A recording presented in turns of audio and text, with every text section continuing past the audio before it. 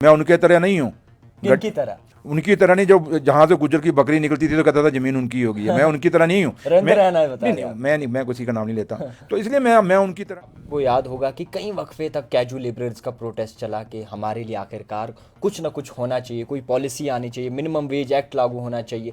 सो casual labourers जो daily wages पे आप कौन सा बयान देंगे? देखिए, मैनिफेस्टो कश्मीर के लोगों को जो है कई सारी चीज़ें दी जाएंगी, बिजली हो, पानी हो या फिर राशन हो, तो अभी तक वो चीज़ें मिल नहीं पाई है। मुख्तलिफ पार्टियां जो अपोजिशन में बैठी हैं बड़ी टारगेट रूम चल रहे हैं, उन लोगों के जाके बड़े बड़े ईंटों के पट्टे चल रहे हैं, या और जो 100 बिजनेस जो बड़ा बड़ा जिनका टर्नओवर है, ये बिजली का बिल उनके लिए नहीं हमने माफ़ किया, हमने उसके लिए किया है जो 2 लाटू लगाता है, जो गरीब है, बिलो पॉवर्टी लाइन। समझें एक चीज़ को, हमें कितनी मुश्किल, एक फाइलें निकालने में हम किन लोगों से उलझे हुए हैं।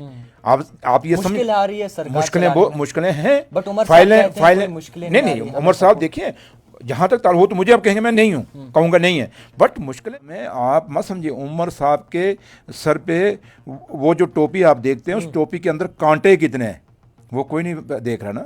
इसलिए जिन लोगों ने बैठाया वो समझ रहे हैं कि हमारे लोगों को जिनको हमने जिता के भेजा है, रियासत क्या कहें, हम तो रियासत ही कहेंगे क्यों, हमारे मुंह से यूटी टकता ही नहीं है। तो वो ये आम जम्मू कश्मीर नहीं है, जैसे बाकी यूपी है, बिहार है, पंजाब है, हिमाचल। दफ्तर है उधर त्रिकुटा नगर साइड में, वहाँ जाते थे तो था, वहाँ एक दफ्तर है, अभी भी है, वहाँ भी कभी अब चल रहा है सही, पता नहीं क्या चल रहा है, चल उनको पता होगा, हमें क्या लेना, हमें अपने से वास्ता है। तो लिहाजा मैं कहूँ दरबार में वापस से देखिए, मैंने कहा ना, इस साल तो क्योंकि हमें बड़ा शॉर्ट टाइम था इसलिए, लेकिन नेक्स्ट टाइम आप देखिए क्या होता है। लेकिन अस्सलाम वालेकुम नाज़रीन इकराम, आप देख रहे हो द टाइपराइटर, मैं हूं जावेद खान। आज के हमारे मेहमान हैं deputy chief minister Surendra Chaudhary ji. और जिस तरीके से नेशनल कॉन्फ्रेंस की हुकूमत जब से आई है, कई ज़्यादा जो है निशाना साधा जा रहा है नेशनल कॉन्फ्रेंस पे, उनकी हुकूमत पे। कई सारे वादे ऐसे हैं जो अभी भी मुकम्मल नहीं हुए। सबसे पहले सर आपका बहुत शुक्रिया वक्त देने के लिए। Thank you sir. सबसे पहले सवाल आपसे रहेगा, जिस तरीके से इस वक्त हुकूमत निज़ाम चला रही है, क्या लगता है बेहतर निज़ाम चला रही है? देखिए, जो हम कर रहे हैं, ये हम अपने मुंह से कहें तो बात कही जाएगी अपने मियाँ मिठू, हम अपने मुंह से नहीं कहें, ये तो लोगों ने अब सोचना है, लोगों ने फैसला करना, और हमें 5 साल का मैंडेट है। और इन 5 सालों में हम क्या करते हैं, इस पे पूरी एक नज़र जो है, आम जो लोग हैं जम्मू कश्मीर के, चाहे वो जम्मू सूबे के हैं या कश्मीर सूबे के हैं, वो लोग रख रहे हैं और देख रहे हैं और समझ भी रहे हैं, और हमें क्या क्या मुश्किलें आ रहे हैं वो भी ये देख रहे हैं, और क्या क्या अड़चने कौन कौन डाल रहा है और कहाँ कहाँ से हमें अड़चने आ रही हैं, ये चीज़ें भी वो देख रहे हैं। तो इसलिए ये लोग ही बता सकते हैं कि इन 2 महीने के अंदर जो हमारी सरकार है, उमर साहब जो ऑनरेबल चीफ मिनिस्टर हैं जम्मू एंड कश्मीर के और डॉक्टर फारूक अब्दुल्ला साहब, जो उनकी डायरेक्शन पे जो हम कर रहे हैं, तो ये दिख रहा है लोगों को, और लोग ही फैसला सही मायने में, अगर कोई जज है डेमोक्रेसी के अंदर, कोई अगर सही मायने में कोई बता सकता है क्या सही है क्या गलत है, वो हिंदुस्तान का हो चाहे जम्मू कश्मीर का हो, वो वोटर ही बता सकता है। जिस तरीके से आशंका थी कि जम्मू कश्मीर के लोगों को जो है कई सारी चीज़ें दी जाएंगी, बिजली हो, पानी हो या फिर राशन हो, तो अभी तक वो चीज़ें मिल नहीं पाई है। मुख्तलिफ पार्टियां जो अपोजिशन में बैठी हैं बड़ी टारगेट कर रही हैं, सो कैसे देखेंगे इसे? देखिए, जहाँ तक ताल्लुक कौन क्या कहता है, क्या टारगेट करता है, हमें उनके आगे जवाबदेही, पार्टियों के आगे जवाबदेही नहीं है, हमारी जवाबदेही है लोगों के आगे, जिन लोगों ने हमें ये सरकार में बैठाया है, जो चाहते थे कि हम उमर साहब की क़यादत में जब वो जम्मू कश्मीर के मुख्यमंत्री बने, और डॉक्टर साहब की जो पूरे जो वादे नेशनल कॉन्फ्रेंस ने किए हैं, उनके मुताबिक लोगों ने हमें बैठाया। तो इसलिए पार्टियों को जब बात कहते हैं वो क्या कह रही हैं, हमने कोई उनकी तरफ हमें ना आगे नज़र रखी है, ना पहले रखी है, ना आज नज़र रखते हैं, क्योंकि उन लोगों से हमें सर्टिफिकेट की ज़रूरत नहीं है, जो खुद ही अगर अपने गिरेबान में झांके तो उनको पता है कि उन्होंने हुकूमतें चलाई, क्या क्या किया है, क्या क्या किया है, आपके सामने है। ये आपको याद करें, यहाँ ऐसे लोग भी हैं जो असेंबली के अंदर कहते थे कि अब मस्जिदों से मौलवी थोड़ा हमारी हुकूमत चलाएंगे, वो थोड़ा डायरेक्शन, जब वो बात आई थी इसके ऊपर जो आपकी सैनिक कॉलोनी के ऊपर आई थी, तो वो लोग आज हमें शिक्षा देंगे या हमें कहेंगे, या दूसरे जिन्होंने यहाँ 6 साल में जम्मू कश्मीर की तबाही निकाली है और जम्मू कश्मीर में घर घर बच्चा बेरोजगार कर दिया, वो हमें बताएंगे कि कैसे चलाना। लेकिन हम लोगों के आगे सिंसियर हैं, क्योंकि जैसे मैंने पहले कहा कि हमारा फैसला हम सही कर रहे हैं या गलत कर रहे हैं, इसका जवाब हमें लोगों से चाहिए। इन लोगों से नहीं चाहिए जिनका आप जिक्र कर रहे हो। तो हमें कोई इनसे तंगी नहीं, कोई प्रॉब्लम नहीं। हम उस दिन अपने आप को समझेंगे कि हम नहीं कर रहे जिस दिन लोग हमें कहेंगे। लोग भी को जो डेमोक्रेसी को मजबूत करना चाहते हैं, जम्मू कश्मीर को मजबूत करना चाहते हैं, हिंदुस्तान को मजबूत करना चाहते हैं। तो लिहाजा जहाँ तक ताल्लुक है, आप नेशनल कॉन्फ्रेंस के मैनिफेस्टो की बात करते हैं, मुझे समझ नहीं लगती कि आप लोग हड़बड़ी में क्यों हैं। मीडिया बार बार, कल भी जब उमर साहब की इंटरेक्शन थी ऑनरेबल चीफ मिनिस्टर साहब की, वहाँ भी पूछ रहे थे, यहाँ भी आप पूछते हैं, जहाँ हम जाते हैं वहाँ पूछते हैं। लेकिन कभी आप ये देखो कि 2 महीने किसी सरकार को कितने दिन होते हैं, वो उसमें छुट्टियां भी निकालिए, हॉलीडेज भी निकालिए, संडे भी निकालिए, और भी चीज़ें भी निकालिए, तो पीछे दिन कितने बचे। तो अब मैंने आपको शुरू में मैंने एक बात कही कि हम किन हालातों से निकल रहे हैं। ये सरकार वो जम्मू कश्मीर रियासत की सरकार नहीं है। ये सरकार जो आज है, ये यूटी के अंदर बनी हुई सरकार है, जहां 100 अड़चने हमें। अब मैं यहाँ आपके सामने वो नहीं बातें करना चाहता, अच्छा नहीं लगता, क्योंकि मैं एक कॉन्स्टिट्यूशनल पोस्ट पे बैठा हूँ। मैं आज से 2 महीने पहले आप पूछते मैं 100 चीज़ें बोल देता, बट आज कुछ चीज़ें मुझे सोच के बोलनी है, क्योंकि मैं अपनी जिम्मेदारी समझता हूँ। मैं उनके तरह नहीं हूँ, उनकी तरह नहीं, जो जहाँ से गुजर की बकरी निकलती थी तो कहता था जमीन उनकी होगी। मैं उनकी तरह नहीं हूँ। मैं किसी का नाम नहीं लेता। तो इसलिए मैं उनकी तरह नहीं कि जो आप मुझे कहो कि मैं वो बोलूँगा। मैं एक बात आपको कहता हूँ कि अभी 2 महीने बहुत कम है। कम से कम हमें कुछ 6 महीने होने दीजिए, फिर अब बात करिए। क्योंकि अभी शुरू में हमें देखिए, हमने जो बातें कही हैं, लोगों ने हमें जो जिता के भेजा है, जो हमारे मैनिफेस्टो पे जिताया है, वो उन्होंने हमें 2 महीने के लिए या 5 महीने के लिए या साल के लिए नहीं जिताया। उन्होंने 5 साल में उन्होंने कहा कि ये काम हमें करके देने हैं आपने। उन 5 सालों के बाद हमने लोगों के बीच में जाना है। तो इसलिए हम रोज सवाल से, अब हम नहीं चाहते कि लोग हमें पूछें। रही बात कि बिजली, हम चाहते हैं गरीबों को बिजली ना।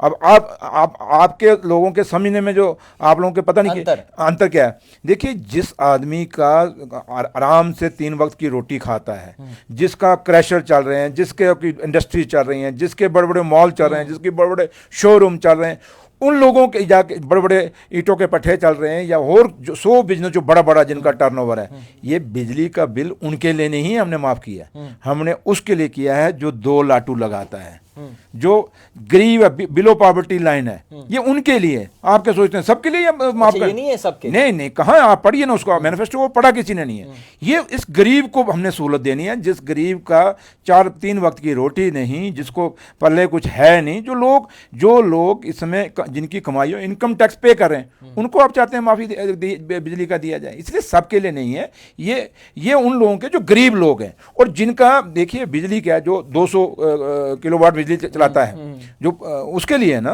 अब जो चलाएगा 1000 फूकेगा तो कहेगा मुझे माफ कर दो, कैसे माफ होगी?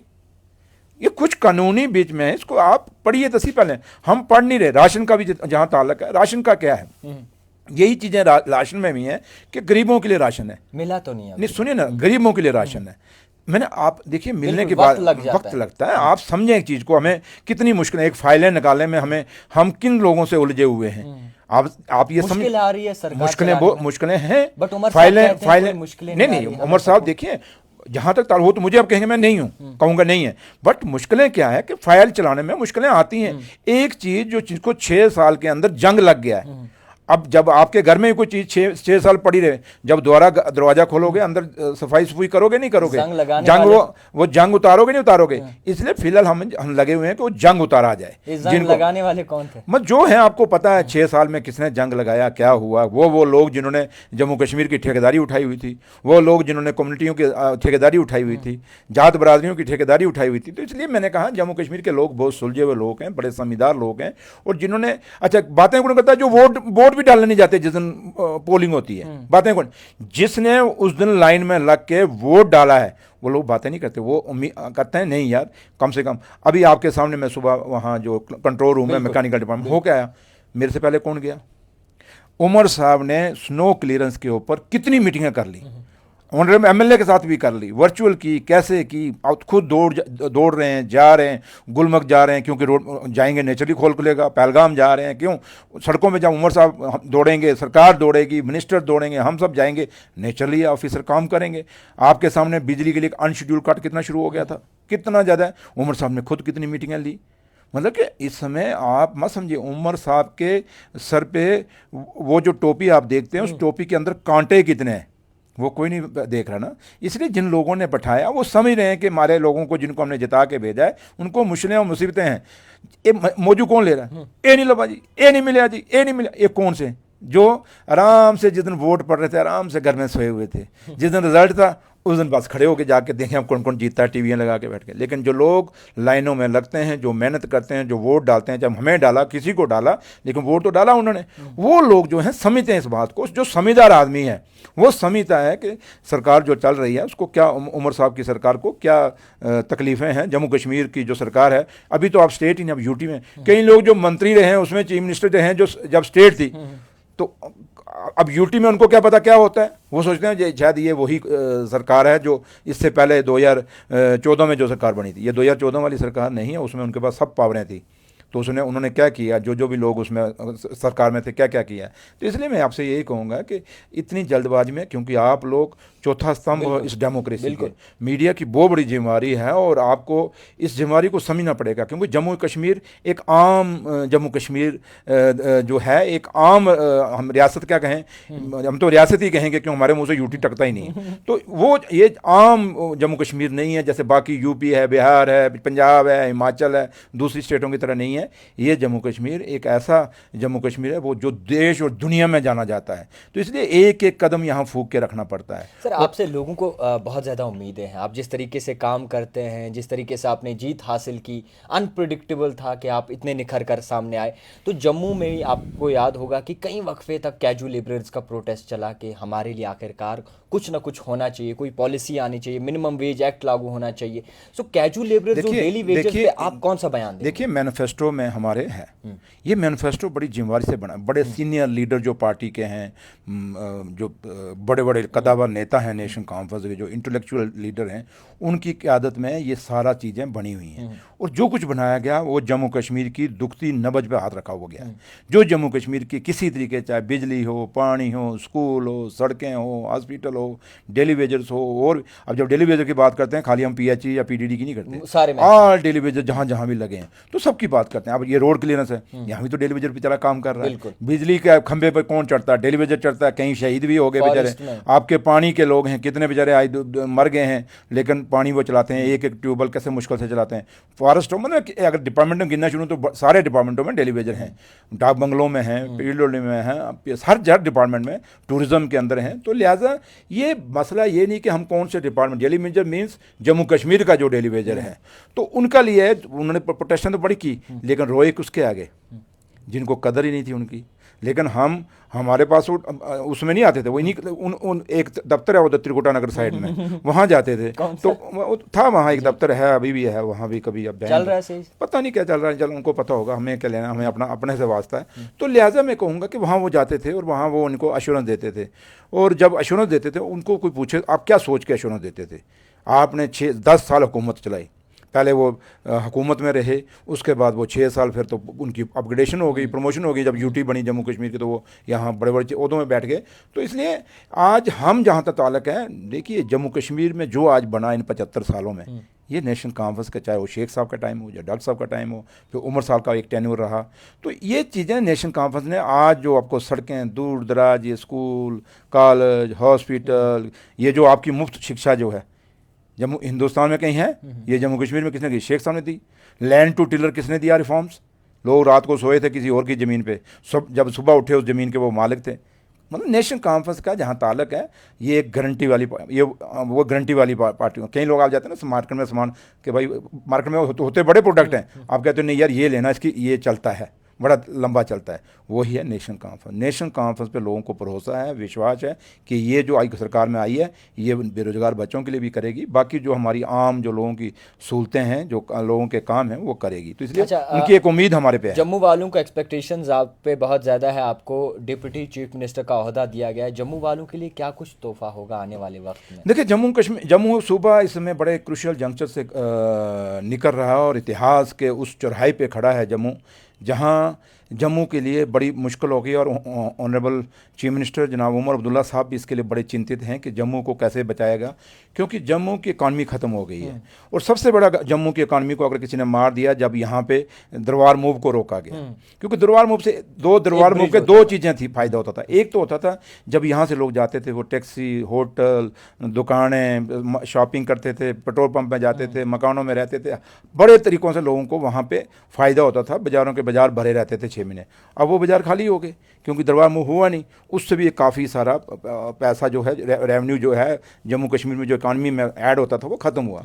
उसका दूसरा सबसे बड़ा नुकसान क्या हुआ कि जम्मू कश्मीर में ऐसे तो कोई बंदा यहाँ रिश्तेदारों के घर में कोई नहीं जाता, बट एक 6 महीने, हर 6 महीने में, साल में 6 महीने बाद होता था कि इन दोनों को, कश्मीर के लोगों को और जम्मू के लोगों को मिलने का एक मौका मिलता था, एक बॉन्डिंग बढ़ती थी। और यही हमारा सरमाया है, यही हमारी विरासत है और यही हमारी पहचान है कि जम्मू कश्मीर जहाँ शेर और बकरी ने गड्ढा पानी पिया है वो जम्मू कश्मीर है। तो इसलिए ये जम्मू कश्मीर ने आज जम्मू के जहाँ तक ताल्लुक़ है, जम्मू बड़ा मुश्किल है और जम्मू को सर्वाइव करना होगा। और इंडस्ट्रियाँ बेशक लगी, लेकिन इंडस्ट्रियाँ सिर्फ अपना पैसा लेके चली गई, इंसेंटिव लेके खाने के लिए आते हैं, उससे ज़्यादा कुछ नहीं है। इसलिए बड़ी चीज़ें हैं जहाँ जम्मू को आज बड़े चीज़ों के लिए उमर साहब बहुत, मैंने कहा ना कि उमर, क्योंकि मुझे फ़ख्र है कि मैं डॉक्टर फ़ारूक अब्दुल्ला साहब और उमर अब्दुल्ला साहब का सिपाही हूँ।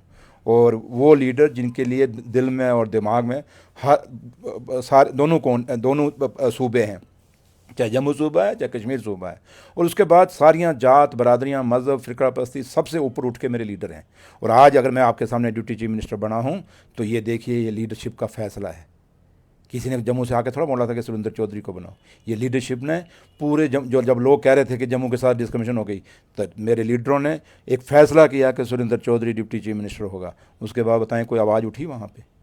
इसलिए मैंने कहा ना कि, लेकिन फिर भी मैं कहूँगा कि ये खाली मैं नहीं, बेशक मैं डिप्टी चीफ मिनिस्टर साहब, मुझे उमर साहब ने बनाया, फारूक साहब ने बनाया, बट ये उनके अपने दिल और दिमाग के अंदर है। और जब भी वो बात करते हैं तो उमर साहब ने कई जगह कहा कि मैं दरबार को दोबारा मूव करूंगा ताकि जम्मू के इकानमी को बचाए। दरबार मूव वापस से देखिए, मैंने कहा ना इस साल तो क्योंकि हमें बड़ा शॉर्ट टाइम था इसलिए, लेकिन नेक्स्ट टाइम आप देखिए क्या होता है। लेकिन मैं आपको एक ही बात कहूँगा कि जम्मू कश्मीर की खूबसूरती इसी में है कि हमारा भाईचारा बना रहे। जम्मू कश्मीर की खूबसूरती इसी में है कि हम बराबर खाएं, पिएं, फलें, फूलें, यही हमारी है। और जम्मू कश्मीर तभी खूबसूरत रहेगा जब दोनों सूबे, लद्दाख तो हमसे दूर हो गया, अब लगा है तो, लेकिन ये दो तो आज भी इकट्ठे हैं। और ये दोनों भाई की अपनी एक इकानमी हो, दोनों का अपना सरमाया हो, जहाँ दोनों के जहाँ नौजवान ये कह सकें कि हम उस जम्मू कश्मीर के बाशिंदे हैं जहाँ भुखमरी का नामो निशान नहीं है। हम उस जम्मू कश्मीर के रहने वाले हैं जहाँ फुटपाथों पे कोई नहीं सोता। बाहर जाइए ना, कितने सोते हैं। जो हमें ठीक करना है अपना पहले बाहर का तो ठीक कर लें। तो लिहाजा ये बड़ी चीज़ें हैं, फिर कभी आपसे बात करेंगे। लिहाजा आज इतना ही है, तो क्योंकि मैंने निकलना, मीटिंग है मेरी, तो मैं आपसे यही कहूँगा कि जम्मू कश्मीर का, मैं खाली आप कश्मीर की मीडिया को नहीं कहूँगा, जम्मू कश्मीर के मीडिया की बहुत बड़ी रिस्पॉन्सिबिलिटी है। क्योंकि जिस माहौल से जम्मू कश्मीर निकल रहा है आपको समझना होगा। और ये खाली नहीं कि हम संदेशे लेके आएंगे, इधर से उधर देंगे, उधर से उधर, संदेशा नहीं, हकीकत बतानी होगी कि जम्मू कश्मीर के साथ बीत क्या रहा है। क्योंकि मैं जो आपसे बात कर रहा हूँ ये दिल से कर रहा हूँ, एक पॉलिटिकल बात नहीं कर रहा। और मैं दिल, मेरा दुखता है, और ये दिल उमर साहब का भी दुख रहा है और फारूक साहब का, क्योंकि जो चीज़ें हम देने के लिए जम्मू कश्मीर के लोगों को आए हैं वहाँ कहीं ना कहीं थोड़ा सा हमें रिस्ट्रिक्शंस हैं। लेकिन हम कोशिश कर रहे हैं उन रिस्ट्रिक्शनों से बाहर निकल के, बड़े बड़े फैसले हम कर रहे हैं। लेकिन फिर भी कहीं ना कहीं कुछ ना कुछ तो है। मैं वर्ड्स यूज़ करूँगा, अच्छा नहीं लगता, कोई निकल जाता है कई बार जज्बात में, लेकिन फिर भी मैं कहूँगा उम्मीद करेंगे। और मैं क्योंकि ये जम्मू कश्मीर ऋषियों, मुनियों, पीर, पैगंबरों, संतों का जम्मू कश्मीर है। और यहाँ बड़ी बड़ी तपस्या हर मज़हब, हर कौम के संतों ने, फ़कीरों ने की हैं, महापुरुषों ने की हैं। चाहे किसी भी कौम, किसी भी बरादरी का देख लें, तो उनके आशीर्वाद से उनसे भी यही दुआ करेंगे कि जम्मू कश्मीर वही जम्मू कश्मीर बने जो जम्मू कश्मीर हमारे बुज़ुर्गों ने देखा हुआ है, जो जम्मू कश्मीर आज नौजवान चाहता है। आखिरी सवाल है, रिजर्वेशन पॉलिसी को लेकर प्रोटेस्ट हुआ, PDP के इल्तिजा मुफ्ती भी शामिल थी। आप सुनिए, इस पे आपको उमर साहब ने कल पूरा तफसील से बता दिया। और इस पे सब कमेटी बनी हुई है, इसमें ज़्यादा मैं तफसील में, और दूसरा उधर से सब जुडिस भी है, तो इसलिए कोर्ट और दोनों का है फैसला। और अल्टीमेट जो फैसला जो कोर्ट करेगा वही होगा। हम बेशक कोई बना भी लेंगे, लेकिन सरकार का फैसला चलने वाला नहीं, ये कोर्ट चलाएगा। इसलिए इस पर ज़्यादा मैं ख्याल, क्योंकि हम उस देश में रहने वाले हैं, उस देश के बाशिंदे हैं जहाँ आइन को और सुप्रीम कोर्ट को बड़ी इज्जत से देखा जाता है। खैर, बहुत शुक्रिया वक्त देने के लिए। जिस तरीके से इन्होंने सवाल का जवाब दिया सुरेंद्र चौधरी साहब ने। बाकायदा तौर पर काबिले तारीफ है, हमेशा जो है बेबागी से बात करते हैं, ग्राउंड जीरो पे नज़र आते हैं। डिप्टी चीफ मिनिस्टर का ओहदा तो है, मगर जम्मू और कश्मीर दोनों पर इनकी नज़र रहती है और तमाम लोगों की मुश्किलातें सुनते हैं। उम्मीद है कि दूसरी बार फिर से मुलाकात होगी। देखते रहिए द टाइपराइटर जावेद खान के साथ।